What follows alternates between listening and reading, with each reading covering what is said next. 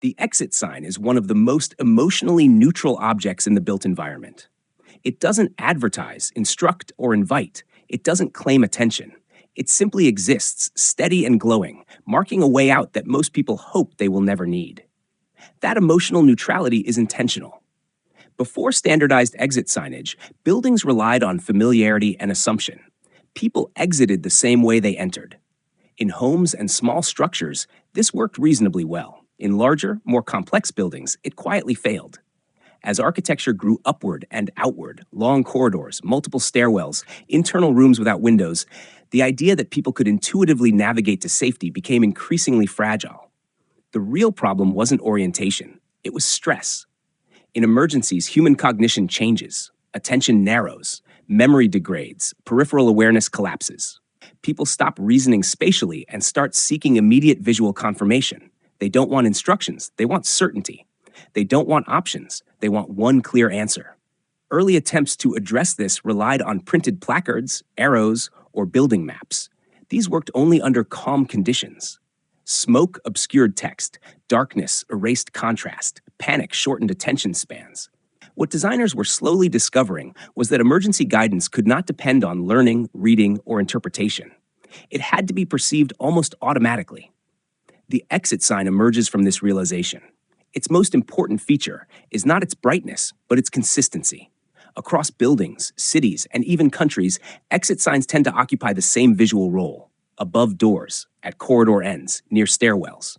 Over time, people internalize this placement without conscious effort. The sign teaches itself by repetition, not instruction. Color plays a critical role.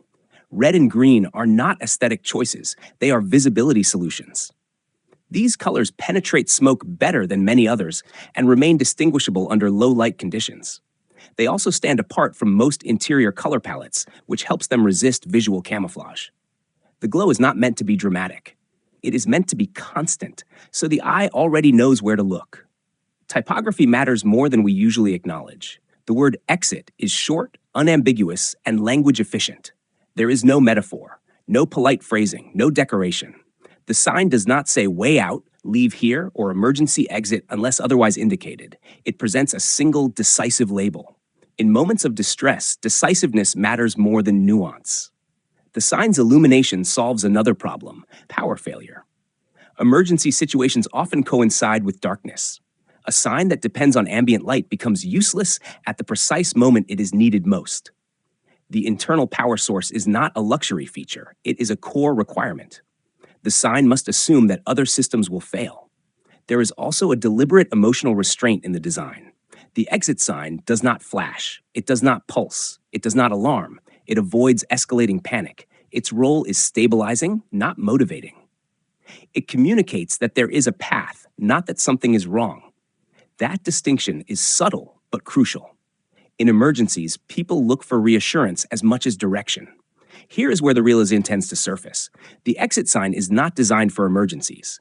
It is designed for humans in emergencies. That may sound like the same thing, but it isn't. The sign doesn't respond to fire, smoke, or danger. It responds to confusion, fear, and cognitive overload. Every constraint, brightness, color, placement, wording, assumes a user who is not at their best. And this is the deeper design trade-off. A more expressive sign could convey more information. A more detailed sign could explain multiple routes.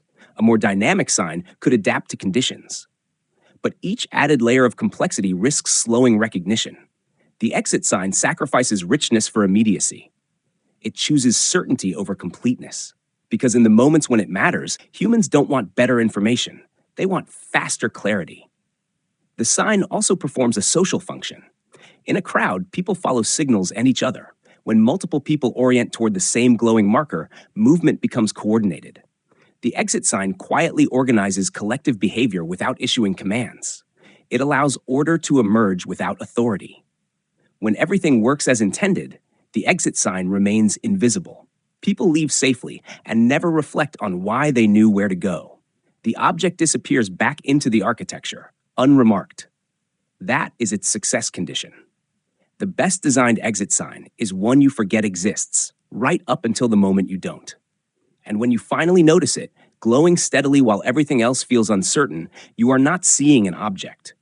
You are seeing decades of invisible design choices, all aligned around a single human truth. When things go wrong, clarity matters more than cleverness.